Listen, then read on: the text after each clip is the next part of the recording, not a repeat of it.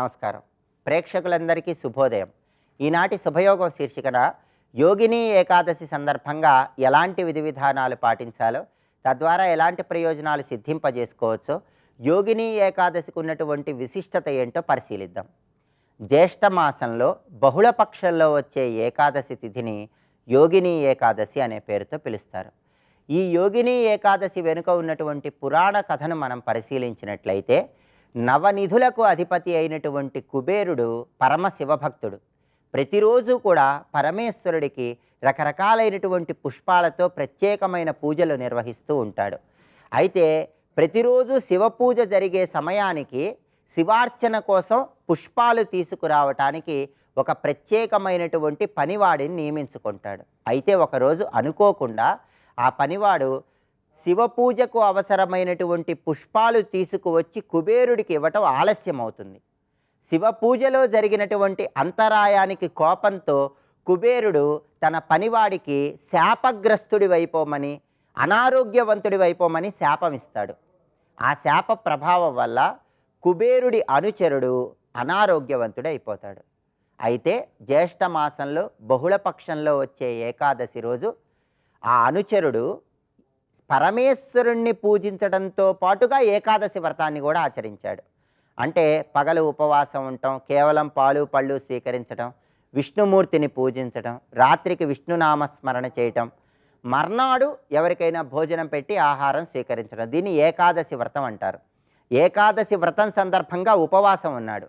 శివ పూజ చేసి విష్ణు ఆరాధన చేసిన తర్వాత కుబేరుడి అనుచరుడికి కుబేరుడి ఇచ్చినటువంటి శాప నుంచి విముక్తి ఏర్పడుతుంది, తిరిగి ఆరోగ్యవంతుడయ్యాడని మనకు ప్రామాణిక గ్రంథాల్లో చెప్పారు. అంటే ఈ యోగిని ఏకాదశికి ఉన్నటువంటి ప్రత్యేకత ఏంటంటే, సహజంగా ఏకాదశి విష్ణు పూజ చేస్తాం. యోగిని ఏకాదశి రోజు ఈశ్వరుణ్ణి విష్ణుమూర్తిని ఇద్దరినీ పూజించాలి. అలా పూజించడం ద్వారా ఏకకాలంలో శివకేశవుల అనుగ్రహాన్ని సంపూర్ణంగా పొందేటటువంటి అరుదైన ఏకాదశి యోగిని ఏకాదశి. కాబట్టి జ్యేష్ఠ బహుళ ఏకాదశి యోగిని ఏకాదశి సందర్భంగా విష్ణు పూజతో పాటు శివ పూజ చేయటం ద్వారా శివకేశవులు ఇద్దరి అనుగ్రహానికి సులభంగా పాత్రలు కావచ్చు. అలాగే విష్ణుమూర్తికి పచ్చకర్పూరంతో హారతి ఇవ్వటం, ఇంటి ఆవరణలో పెరిగిన మొక్కల పుష్పాలతో అర్చన చేయటం, విష్ణు ఆలయంలో ధ్వజస్తంభం దగ్గర దీపాన్ని వెలిగించటం, విష్ణు ఆలయంలో 2, 4, 6, 8 ఇలా సరి సంఖ్యలో ప్రదక్షిణలు చేయటం, విష్ణు ఆలయంలో ఉన్నటువంటి మొక్కలకు నీళ్లు పోయటం ద్వారా కూడా శ్రీమన్నారాయణమూర్తి సంపూర్ణమైన అనుగ్రహానికి పాత్రలు కావచ్చు. విష్ణు పంజర స్తోత్రాన్ని పఠించిన, శ్రవణం చేసిన ఉత్తమ ఫలితాలు కలుగుతాయి. విష్ణు పంజర స్తోత్రం పఠించలేని వాళ్ళు దానికి ప్రత్యామ్నాయంగా ఓం నమో నారాయణాయ, ఓం నమో భగవతే విష్ణవే 2 మంత్రాలు పఠించండి. దానివల్ల విష్ణుమూర్తి సంపూర్ణమైన అనుగ్రహం కలుగుతుంది. వృత్తి, ఉద్యోగ, వ్యాపార రంగాల్లో మంచి పురోభివృద్ధిని సాధించవచ్చు. యోగిని ఏకాదశి సందర్భంగా ఈ విధి విధానాలు పాటిస్తూ శివ పూజ చేసి శివకేశవులు ఇద్దరి అనుగ్రహానికి పాత్రలు కండి. రేపటి శుభయోగం శీర్షికన జ్యేష్ఠ బహుళ ద్వాదశి తిథి సందర్భంగా ఎలాంటి విధి విధానాలు పాటించాలో, తద్వారా ఎలాంటి ప్రయోజనాలు సిద్ధింపజేసుకోవచ్చో పరిశీలిద్దాం. నమస్కారం.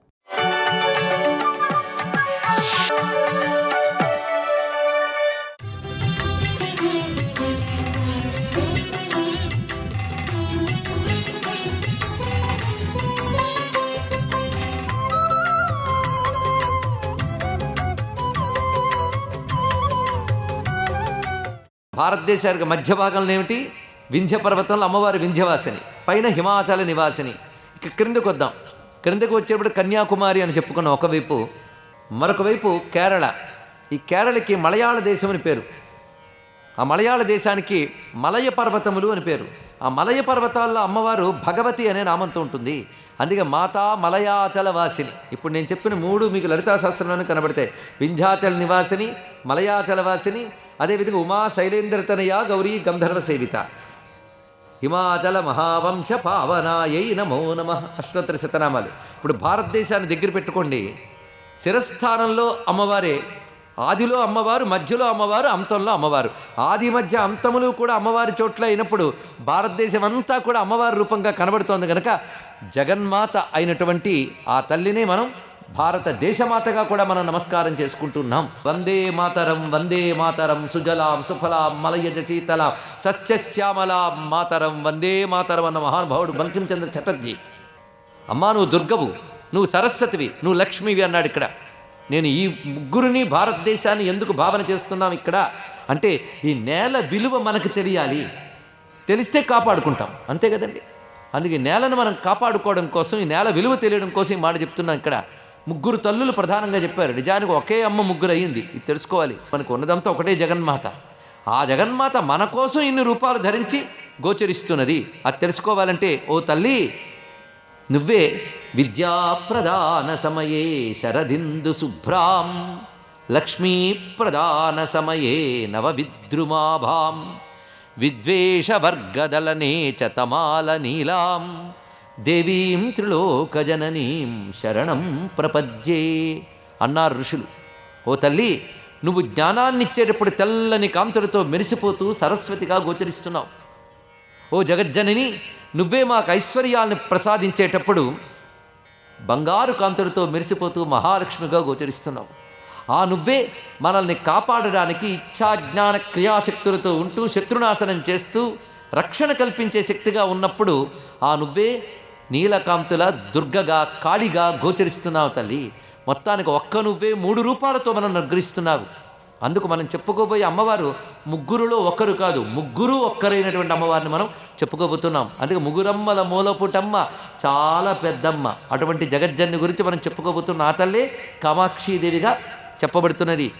ఒక్క తల్లికి పేర్లు ఎన్నో, అనేక నామాలతో ఆ తల్లిని మనం కొలుచుకుంటున్నాం.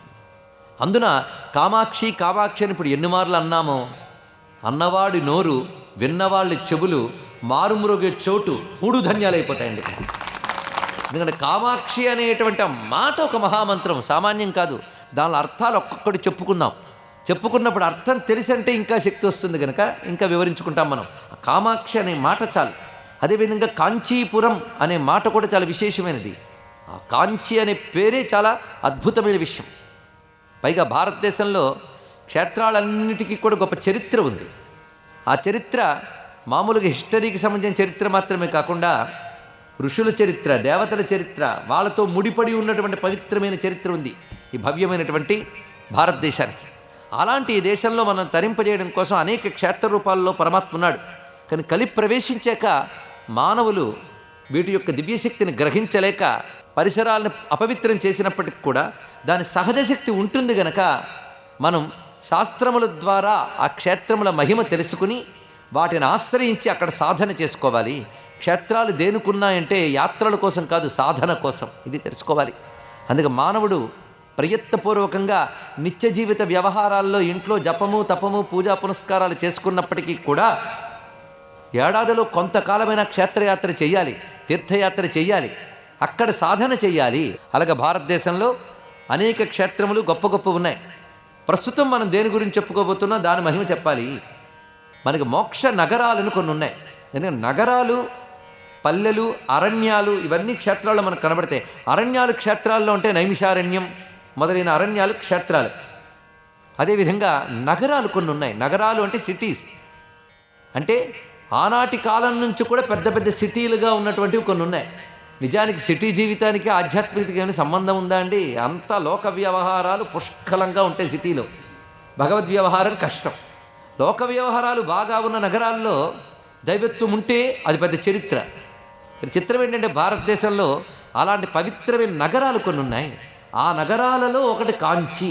అంటే కాంచి ఒక అరణ్యాలతో కూడిన క్షేత్రం కాదు, ఒక మహానగరం. ఆనాటికే కాంచీ క్షేత్రం ఏర్పడిన నాటికి కూడా మహానగరం.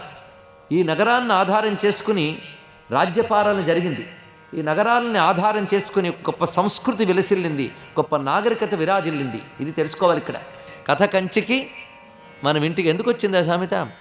ఎందుకంటే ఈ క్షేత్రాలు నగరాలు క్షేత్రాలు అయ్యాయి. అది గొప్పతనం. అంటే ఒకవైపు నాగరిక జీవితం సాగుతూ ఉంటుంది, అందులోనే మరొకవైపు ఆధ్యాత్మిక సాధన కూడా సాగుతూ ఉంటుంది. అంటే ఆ నగరాల్లో దైవశక్తి అలా సహజంగా ఉందన్నమాట. కనుకనే అలాంటి నగరాల్లో ఉంటే వ్యవహార జీవితం వెళుతూ ఉంటుంది, పరమార్థం కూడా పొందవచ్చు మనం ఇక్కడ. అలాంటి నగరాలు కొన్ని మనకి చెప్పారు పెద్దలు. అయోధ్య, మధుర, మాయ, కాశీ, కాంచీ, అవంతిక, పురీ ద్వారవతీ చైవ సప్తైథా మోక్షపట్టణా. ఇది కదా పెద్దలు చెప్తూ ఉంటారు. అయోధ్య తెలిసినదే, మధుర అంటే కృష్ణ పరమాత్మ జన్మించినటువంటి చోటు మధుర, ఆగ్రా దగ్గర ఉన్న మధుర. మాయా, మాయా అంటే హరిద్వార్ క్షేత్రం. కాశీ తెలిసినదే, కాంచి చెప్పుకోబోతున్నది. అవంతిక ప్రస్తుతం మనం ఉజ్జయిని అనేదైతే అంటున్నామో, ఉజ్జయిని ఓంకారేశ్వరం ఇదంతా కలిసి అవంతి క్షేత్రం. ఈ అవంతి క్షేత్రం మహానగరం, మోక్షనగరం. దాని తర్వాత పురీ ద్వారవతి చైవ. ఇక్కడికి వచ్చేటప్పటికే పెద్దలు రెండు రకాల అభిప్రాయాల్లో ఉంటారు. సప్తైధ అన్నారు, 7 అన్నారు కనుక అయోధ్య, మధుర, మాయా, కాశీ, కాంచి, అవంతిక. నిజానికి 6 అయిపోయాయండి. పురీ ద్వారవతి చైవ అంటే ద్వారకా పట్టణము 7 అవ్వాలి. కానీ అలా కాకుండా పురీ ద్వారవతి అంటే పురీ క్షేత్రము, జగన్నాథ క్షేత్రము అని చెప్పారు ఇక్కడ. ఇప్పుడు ఏదై ఉండాలి? అయితే కొందరు ఇంకో బాధ లేదని అష్ట మోక్షపట్టణా అన్నారు. 8 మొత్తం, అష్టౌ మోక్షపట్టణా, 8 ఉన్నాయా మోక్షపట్టణములు అని చెప్పారు ఇక్కడ. అంటే పురి వేరు, ద్వారవతి వేరు. పురి అంటే జగన్నాథ క్షేత్రం, ద్వారవతి అంటే ద్వారక. ఇప్పుడు తెలిసింది కదా, ఇవి నగరాలు, ఇవి మోక్షపట్టణాలు. అంటే మోక్షాన్ని ఇవ్వగలిగేటువంటి శక్తి వాటుకున్నది. ఎందుకంటే ఇహలోక సుఖాలు, పరలోక సుఖాలు ఇచ్చే క్షేత్రాలు చాలా ఉంటాయి. కానీ మోక్షం ఇవ్వగలిగినటువంటి నగరాలు మొత్తం ఈ 8 మనకు చెప్పబడుతున్నాయి. అందులో ప్రధానమైనటువంటిది కాంచీ క్షేత్రం ఒకటి. కకారంతో ఉన్నవి 2 క్షేత్రాలు, కాశీ, కాంచి. 2 విశేషమైనవి చెప్తున్నాయి. ఉత్తరాదిన కాశీ ఎలాగో, దక్షిణాదిన కాంచి అలాగా. ఇంకొక మాట తెలుసుకోవాలి. కాంచీ కామకోటి పీఠం యొక్క శ్రీముద్ర, అధికార ముద్ర తెలుగు అక్షరాల్లో ఉంటుంది. అది తెలుసుకోవాల్సిన ప్రధానమైన అంశం, మనం ఆనందించవలసిన అంశం ఇక్కడ. అయితే అక్కడ ఆ పీఠాధిపత్యంలో కూడా ఒకరు కన్నడిగులు, తర్వాత ఒకరు తమిళులు, తర్వాత తెలుగువారు. సంస్కృతికి భాష ఏమిటండి? ఇది తెలుసుకోండి. ఇక్కడ ఏ భాష వారైనా మనం గౌరవిస్తాం. అందుకే భారతదేశంలో భిన్న భాషలు ఉంటాయి, భిన్న ఆచార వ్యవహారాలు ఉంటాయి, భిన్న ఆహార విహారాలు ఉంటాయి. కానీ భారతీయ మాత్రం ఒక్కటిగానే కనబడుతుంది. అది ఈ దేశం యొక్క గొప్పతనం. స్వస్తి.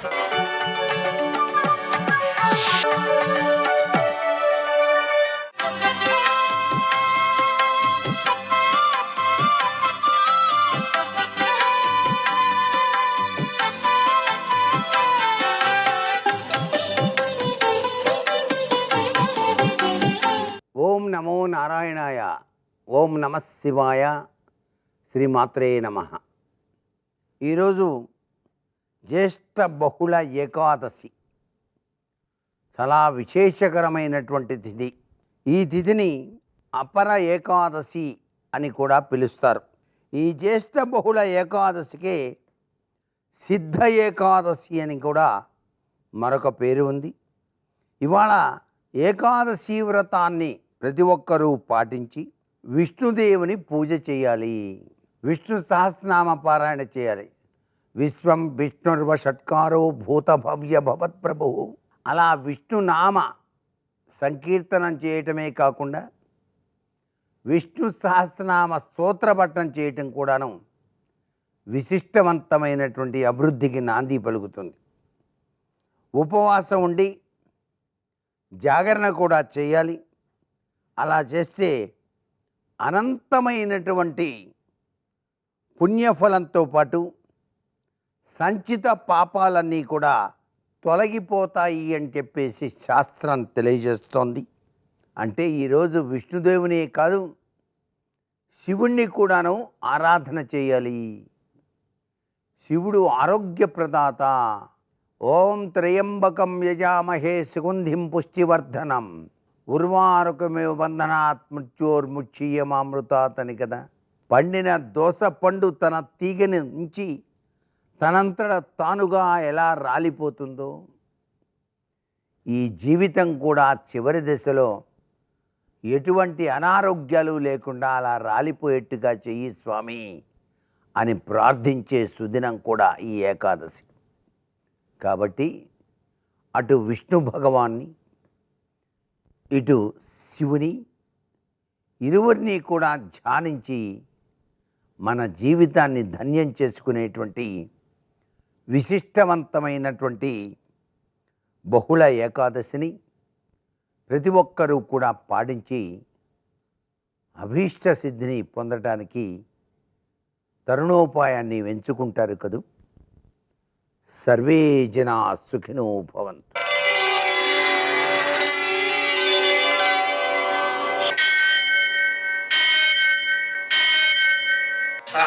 విశ్వశీరుషం దేవం విశ్వాక్షం విశ్వశంభువం విశ్వం నారాయణం దేవమక్షరం పరమం పదం విశ్వతః పరమాం నిత్యం విశ్వం నారాయణగుం హరిం విశ్వమేవేదం పురుషస్తద్విశ్వముపజీవతి పతిం విశ్వస్యాత్మేశ్వరం శాశ్వతం శివమచ్యుతం నారాయణం మహాజ్ఞేయం విశ్వాత్మానం పరాయణం.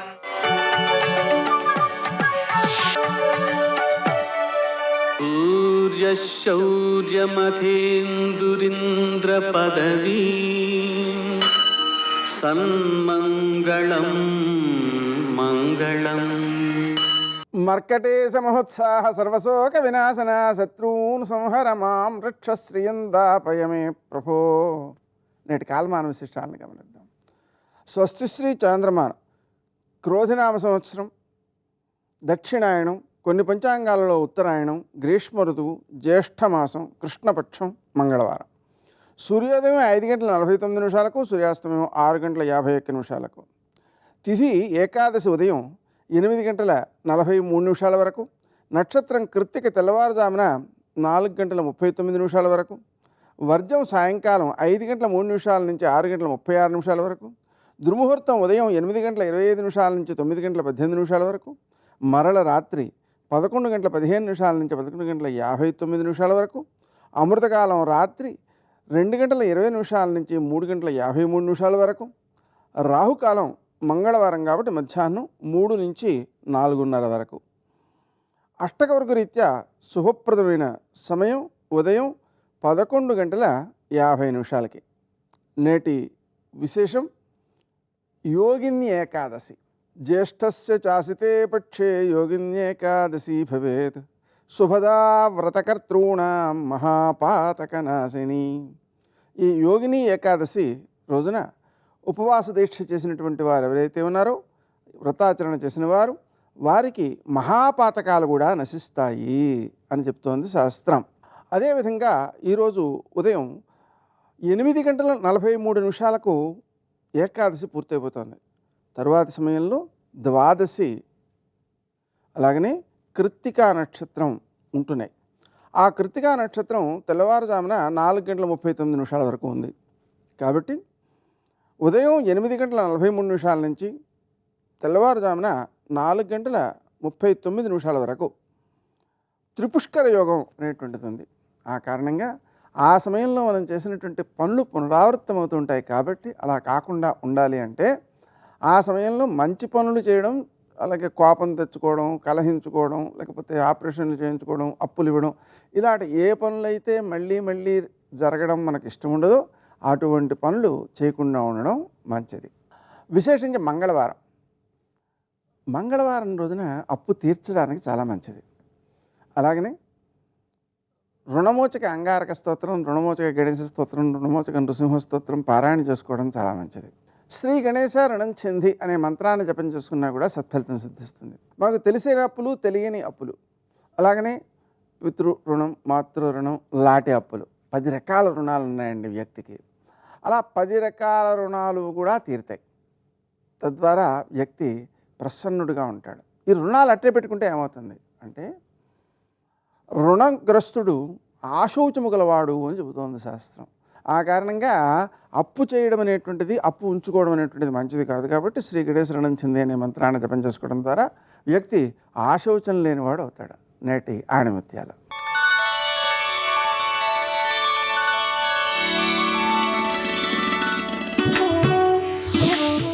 విజయం కలిగిందని విర్రవీగకు, అపజయం కలిగిందని నిరాశపడకు. విజయమే అంతం కాదు, అపజయం తుదిమెట్టు కాదు.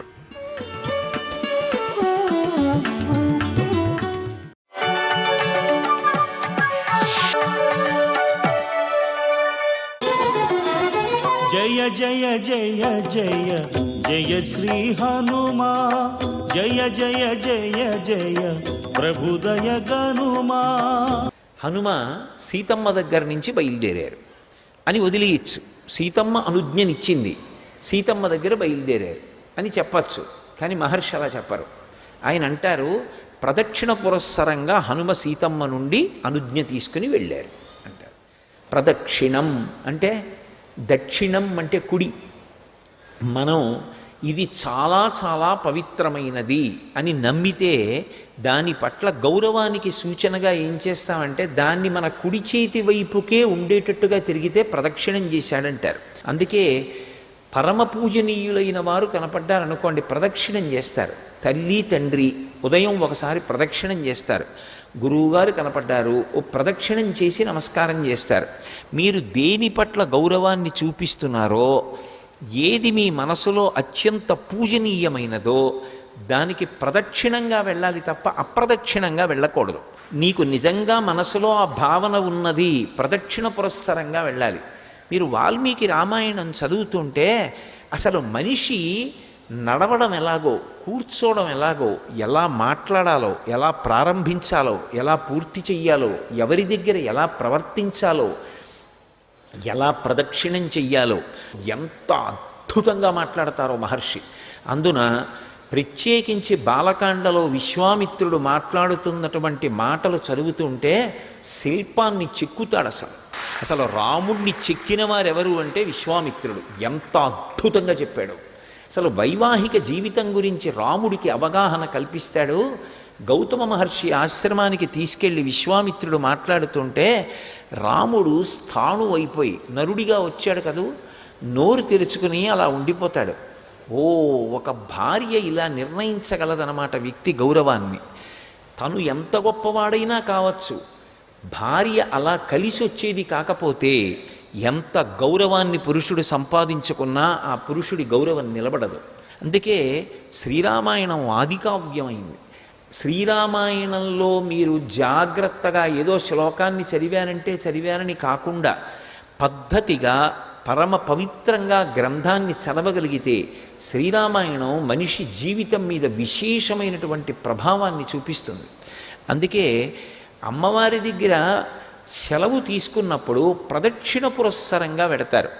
ఒక్క మాట సీతమ్మతో మాట్లాడాలనుకోండి, ఎంతో ఆలోచించి చాలా పడికట్టు పదాలు, ఎక్కడ ఆమెతో మాట్లాడేటప్పుడు కించిత్ గౌరవానికి భంగం కలగకుండా చూసుకుంటారు. అంత జాగ్రత్తగా మాట్లాడతారు.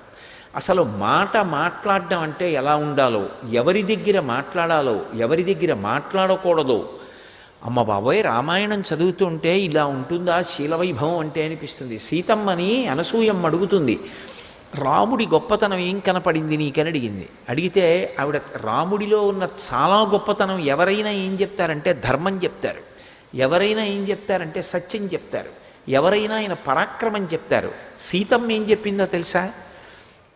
నా భర్త అనృతం నహిరామస్య కదాచిదపి సమ్మతం విశేషేనాశ్రమస్తస్య సమీపే స్త్రీజనస్య చ. ఇది నా భర్త గొప్పతనం. ఏమి శీలవైభవం! ఒక భర్త బలహీనత ఏమిటో, భర్త బలం ఏమిటో భార్యకి తెలుస్తుంది. ఆవిడంది, నా భర్త కొన్ని ప్రదేశాలకి వెళ్ళినప్పుడు అసలు మాట్లాడడం చేతకాక కాదు, అక్కడ మాట్లాడకపోవడం గౌరవం అని నా భర్తకి తెలుసు. ఎక్కడ మాట్లాడ్డో తెలుసా అమ్మా? నా భర్త విశేషేన ఆశ్రమస్తస్య, ఒక ఆశ్రమ ప్రాంగణంలోకి వెడితే అక్కడ గురువులు ఉంటారు. గురువుగారు మాట్లాడాలి, నేను వినాలి. అంతేకాని గురువుగారి దగ్గరికి వెళ్ళి కూడా నేను మాట్లాడితే ఏమనరు, నవ్వుతూ వింటారంతే. అమాయకుడురా వీడు, ఇంకా పెరగవలసిన వాడు అనుకుంటారు. కాబట్టి గురువుగారి దగ్గర మాట్లాడకూడదు, గురువుగారి దగ్గర వినాలి. ఎంతసేపు గురువుగారు మాట్లాడుతుంటే ఇలా చూడకూడదు. గురువుగారు మాట్లాడుతుంటే వినడం అంటే అది అదృష్టం, అంతే. జీవితంలో అంతకన్నా భాగ్యం లేదు అని వినగలగాలి. కాబట్టి విశేషేన ఆశ్రమస్తస్య, పురుషులకు సహజ బలహీనత ఉంటుంది అని సీతమ్మ అనలేదు. అనకుండా ఒక మాట అంది, చాలామంది స్త్రీలు ఎక్కడైనా ఉంటే అటువంటి చోట ఎక్కువ మాట్లాడుతూ ఉంటాడు పురుషుడు. ఎందుకంటే ఏదో తన గొప్పతనాన్ని ఆవిష్కరించుకోవడానికి ఆ మాట తీరులో చిన్న తేడా వచ్చేస్తుంది. కానీ అమ్మ, నా భర్త స్త్రీలు ఉంటే మాట్లాడ్డాడు. ఎందుకో తెలుసా? పొర్రపాటున నోట్లో తనని తాను పొగుడుకోవడం వస్తుందేమో, తనని తాను పొగుడుకుంటే తాను మరణించినట్టు. అందుకని తాను మాట్లాడ్డమ్మా. ఈ రెండు చోట్ల అంత నిగ్రహం ప్రదర్శిస్తాడు. అటువంటి భర్త దొరకడం నా అదృష్టం. సర్వం శ్రీ ఉమామహేశ్వర పరబ్రహ్మార్పణమస్తు. స్వస్తి.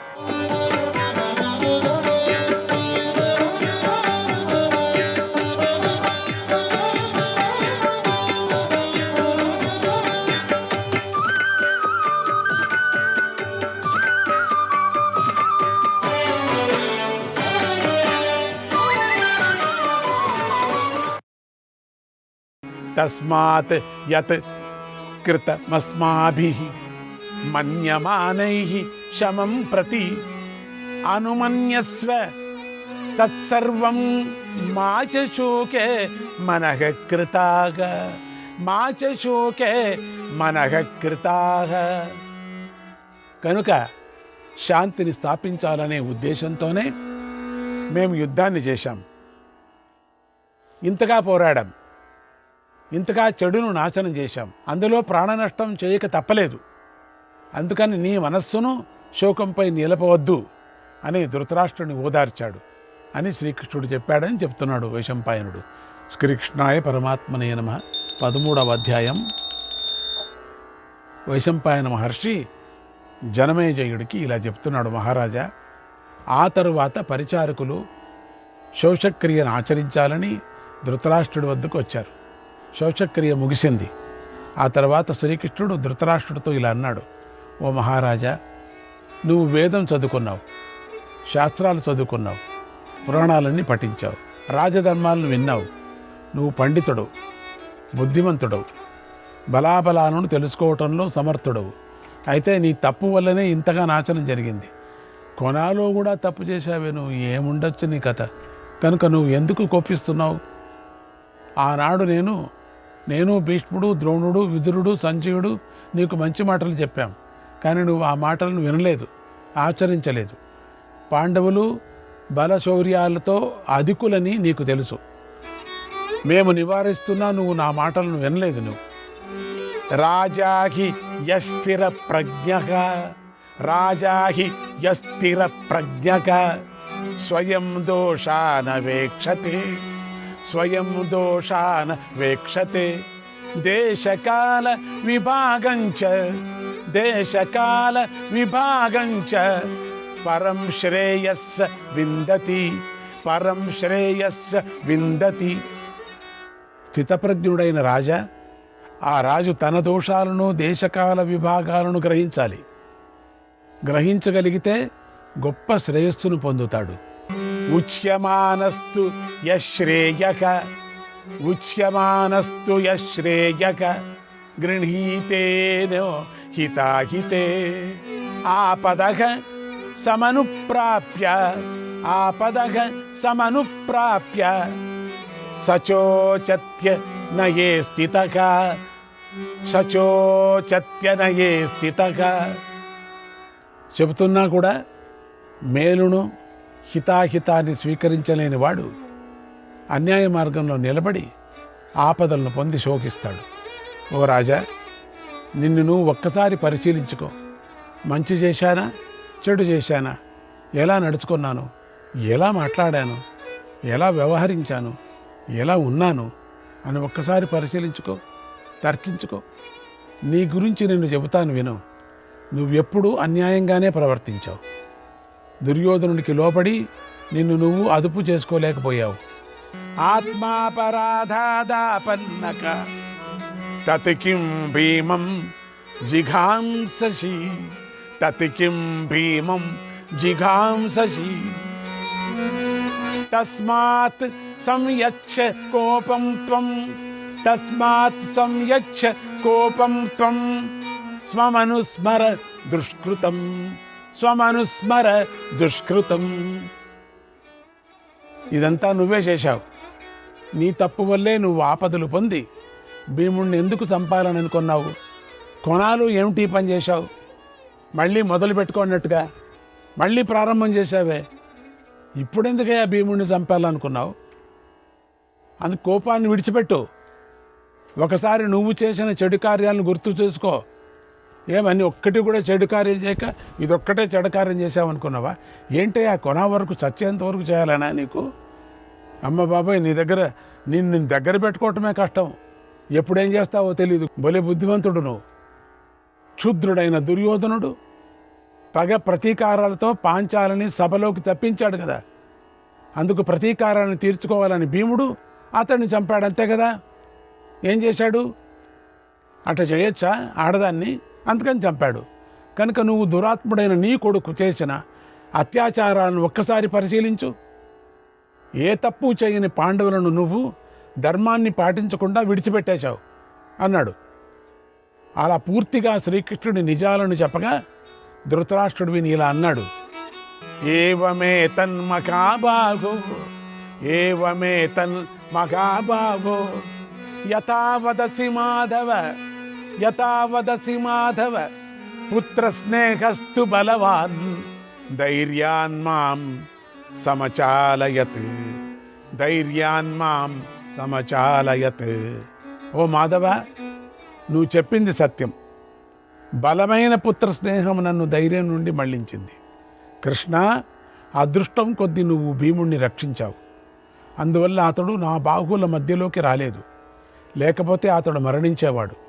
కనుక ఓ మాధవ, నేనిప్పుడు నీ మాటలు విని ప్రశాంతంగా ఉన్నాను. నా కోపం పోయింది, చింత తొలగింది. నేనిప్పుడు పాండవ మధ్యముడిని చూడాలని అనుకుంటున్నాను.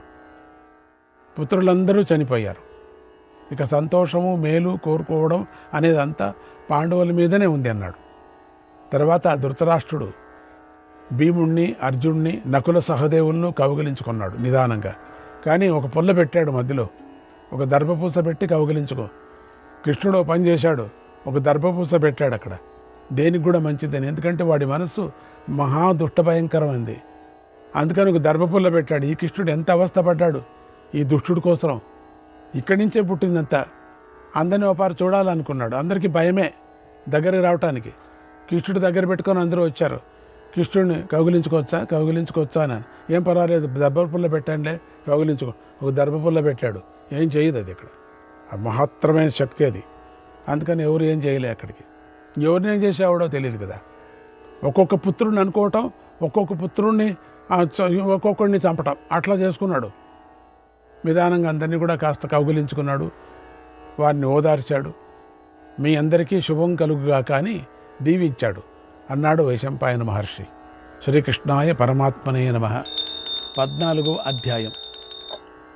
వైశంపాయన మహర్షి జనమేజయుడికి ఇలా చెప్తున్నాడు, మహారాజా, ఆ తరువాత పాండవులందరూ ధృతరాష్ట్రుడి అనుమతి తీసుకొని కృష్ణుడితో కలిసి గాంధారీదేవి వద్దకు వెళ్ళారు. ఆ గాంధారీదేవి పతివ్రత. ధర్మరాజు శత్రు సంహారం చేసి తన వద్దకు వచ్చాడని ఆమె గ్రహించింది. పుత్రశోకంతో దుఃఖిస్తూ దీనురాలైపోయింది. ధర్మరాజును శపించాలనుకుంది. శోక తీవ్రత ఎంత గొప్పగా ఉంటుందో చూడండి. కృష్ణుడు ఎంతగా చెప్పినా కూడా గాంధారి శాంతించలేదు. అప్పుడే కృష్ణుడు ధృతరాష్ట్రుడిని శాంతిపరిచాడు. అంతలో గాంధారి పాండవులపై కోపించింది. వీళ్ళంతా కోపం వాళ్ళే వీళ్ళిద్దరూ. ఆమెలో కోపం బగ్గుమంటుంది. ఇలా పాండవులకు మళ్ళీ కష్టం వచ్చి పడింది. ధర్మాత్ములకు అడుగడుగునా కష్టాలే. ధర్మాత్మలను మహాత్ములే కాపాడుతారు. ఈసారి వ్యాసభగవానుడు పాండవులను కాపాడాడు. గాంధారి దగ్గర తానున్నాడు. వ్యాసభగవానుడికి కృష్ణుడికి తెలుసు వీళ్ళ మాయ. అందుకని జాగ్రత్తగా నేను అక్కడ ఉంటాను, నువ్వు ఇక్కడ ఉండు అని చెప్పి వాళ్ళే మాట్లాడుకున్నారు. దుష్టులు వీళ్ళిద్దరూ. ఏం చేసేది? గాంధారికి పాండవుల విషయంలో పాప సంకల్పం కలిగిందని గ్రహించాడు. వెంటనే ఆయన గంగా పుణ్యజలాన్ని ఆచమనం చేసి మనోవేగంలో అక్కడికి వచ్చేశాడు. దివ్యేన చక్షుషా పశ్యన్ మనసా తద్గతేన చ సర్వప్రాణభృతాం భావం సతత్ర సమబుధ్యత. ఆ వ్యాస భగవానుడు దివ్య దృష్టితో తదేక మనస్సుతో ధ్యానం చేసి సకల ప్రాణుల మనస్సులోని భావాన్ని గ్రహించగలడు. ఆయనకేమి? కృష్ణుడే కదా. వ్యాసాయ విష్ణురూపాయ వ్యాసరూపాయ విష్ణువే నమో వై బ్రహ్మనిదే వాసిష్ఠాయ నమో నమ. ఆ స్వరూపమే కదా, ఆయనే కదా విష్ణువే ఆయన కదా, వ్యాసుడే కదా విష్ణువు. అందుకని ఆయన దివ్య దృష్టి బాగా తెలుసు. ఇద్దరే ఫస్ట్ క్లాస్గా ఆయన హితాన్ని ఉపదేశిస్తాడు. తగిన వేళలో తన కోడలైన గాంధారి దగ్గరికి వచ్చాడు, పరిగెత్తుకొని వచ్చాడు. శపించాలనుకున్న ఆమె మనస్సును మార్చి శాంతిని బోధిస్తూ ఇలా అన్నాడు, ఓ గాంధారి, పాండవులపై కోపించకు, శాంతించు. నీ కంటి గుడ్డలు విప్పద్దు, జాగ్రత్త. శాప వాక్యాలను అణుచుకో, లోపలున్నాయి, నీకు వస్తున్నాయి. నా మాటను విను. జయాన్ని కోరుతున్నటువంటి నీ కుమారుడు 18 రోజుల నుండి ప్రతిరోజు నీతో ఇలా అన్నాడు, అమ్మా శత్రువులపై యుద్ధానికి వెళుతున్నాను, నాకు మేలు కలగాలని దీవించు అన్నాడు. అప్పుడు నువ్వు జయాన్ని కోరుకుంటున్న నీ పుత్రుడితో ప్రతిరోజు కూడా యతో ధర్మస్తతో జయః, యతో ధర్మస్తతో జయః ఏమన్నావు నువ్వు? ధర్మం ఉన్న వైపే గెలుపు ఉంటుంది అని దీవించావు కదా. యోచన చేయి, ఇప్పుడు ధర్మం ఎటు ఉంది కనుక. ఓ గాంధారి, నువ్వు చెప్పిందే. గతంలో నువ్వు మాట్లాడే సమయంలో ఎప్పుడూ కూడా అసత్యం మాట్లాడినట్లుగా నాకు గుర్తులేదు. నువ్వు ఎల్లప్పుడూ ప్రాణుల మేలను కోరుకుంటూ ఉండేదానివి. మరి ఇప్పుడు ఎలా ప్రవర్తిస్తున్నావేమిటి? ఎందుకు ఇట్లా అనుకుంటున్నావు? నువ్వు పాండవులను శపించాలనే ఆ చెడు ఆలోచన ఎందుకు చేస్తున్నావు? దాన్ని విడిచిపెట్టు. విగ్రహే తుములే రాజ్ఞాం, విగ్రహే తుములే రాజ్ఞాం గత్వా పారమ సంశయం జితం పాండు సుతైర్యుద్ధే, జితం పాండు సుతైర్యుద్ధే నూనం ధర్మ స్తతోధికః, నూనం ధర్మ స్తతోధికః. రాజుల యొక్క భీకరమైన సంగ్రామంలో పాండవులు హద్దులను మించిపోయి యుద్ధంలో గెలిచారా? సందేహం లేదు. వారి వైపే ధర్మం ఎక్కువగా ఉంది తల్లి. అది వ్యాసుల వారి మాట కనుక పాండవుల యుద్ధం ధర్మయుద్ధమే. వ్యాసుల వారి మాట అంటే మాట అంతే, ఇంకా అది ధర్మయుద్ధమే, ఇంక తిరుగు లేదిక. పూర్వం నువ్వు సహనశీలివై ఉన్నావు, మరి ఇప్పుడెందుకు సహించలేకపోతున్నావు? ధర్మాన్ని విడిచి అధర్మాన్ని ఎందుకు పట్టుకుంటున్నావు? ఓ ధర్మజ్ఞ, అధర్మాన్ని విడిచిపెట్టు. యతో ధర్మస్తతో జయః, ధర్మం వైపే గెలుపు ఉంటుంది. ఓ గాంధారి, స్వధర్మాన్ని గుర్తు చేసుకో. అలాగే నువ్వు పలికిన మాటను తలుసుకో. కోపాన్ని నియంత్రించుకో. ఇంకెప్పుడు కూడా ఇలా చెడుగా ఆలోచించుకో అన్నాడు. అప్పుడు గాంధారి ఇలా అంది, ఓ భగవన్, పాండవులపై నాకు కోపం లేదు. వారు శాంతించాలని నేను కోరుకోవటమూ లేదు, నశించాలని కూడా నేను కోరుకోవటం లేదు. కోపం లేదు, నశించాలని లేదు. కానీ పుత్రశోకమే నా మనస్సును బాగా కలతబెడుతోంది. దుర్యోధనుడు, శకుని, కర్ణ, దుశ్శాసనుడు చేసిన అపరాధం వలన ఈ కౌరవ వినాశనం జరిగింది. ఇది నిజం. నాపరాధ్యతి బీభత్సు, నాపరాధ్యతి బీభత్సు నచ పార్థో వృకోదరగ, నచ పార్థో వృకోదరగ నకుల సహదేవచ్చ నైవ జాతు యుధిష్ఠిరక, నైవ జాతు యుధిష్ఠిరక. అర్జునుడు, భీముడు, నకుల సహదేవులు, ధర్మరాజు ఎప్పుడూ తప్పు చేయలేదు. కౌరవులు పోరాడుతూ పరస్పరం సహకరించుకుంటూ పోరాడారు. అనుచరులతో కలిసి చనిపోయారు. కనుక నాకు అనిష్టాన్ని కలిగించే అంశం ఏదీ లేదు. అన్నీ బాగానే ఉన్నాయి. కానీ భీముడు దుర్యోధనుణ్ణి గదాయుద్ధానికి పిలిచాడు. కృష్ణుడు చూస్తూ ఉండగానే అధర్మం చేశాడు. ఆ అధర్మ కృత్యమే నాకు నచ్చలేదు.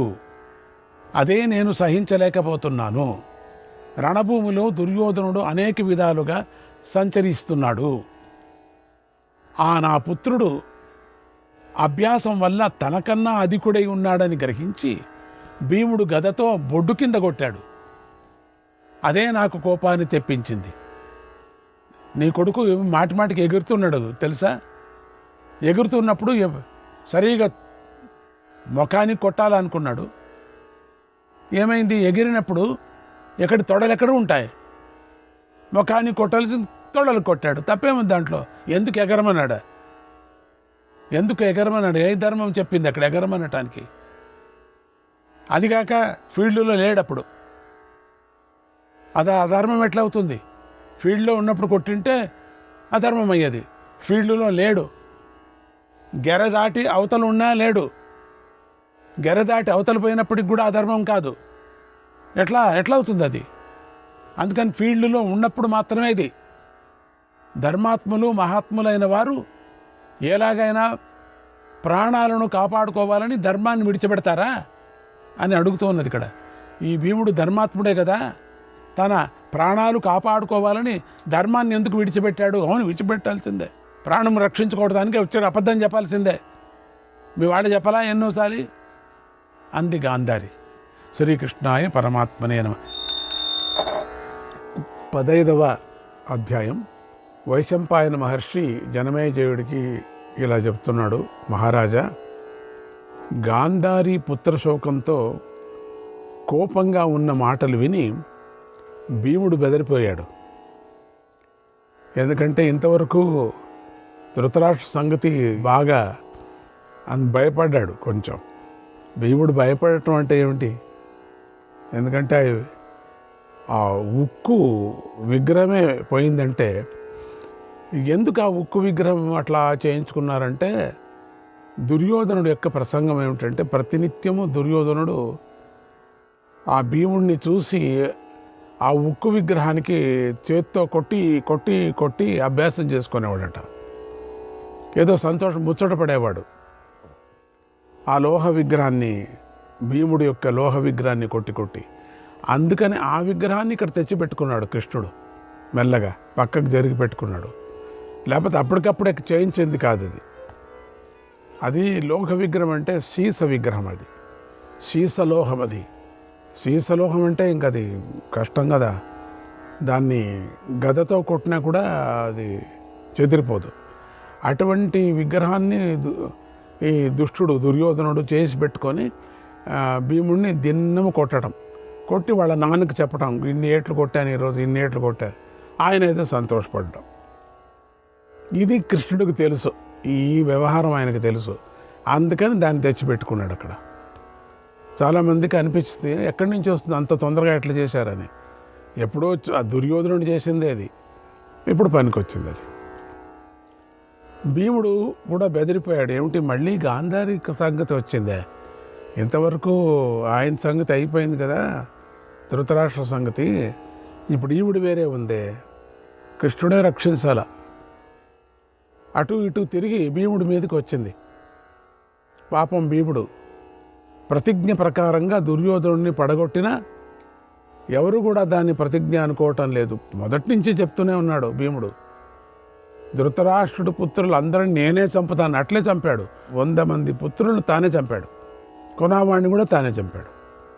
ఇది ప్రతిజ్ఞ. అది ఎందుకంటే ఆ రోజు చేసినటువంటి అవమానం ద్రౌపదికి, ఆ రోజు భీముడిని నిందించినటువంటి అవమానం, ఆ రోజు భీముడికి విషం పెట్టినటువంటి సందర్భం, ఆ రోజు లక్క ఇంటికి నిప్పు పెట్టినటువంటిది, ఆ రోజు చేతులు కాళ్ళు కట్టి యమునా నదిలో పడేసినటువంటిది, అది జూదంలో ఆ రోజు హాస్యం చేసి ఆ అడవికి పంపించినటువంటి, ఇవన్నీ ఉన్నాయి కదా భీముడికి లేదా?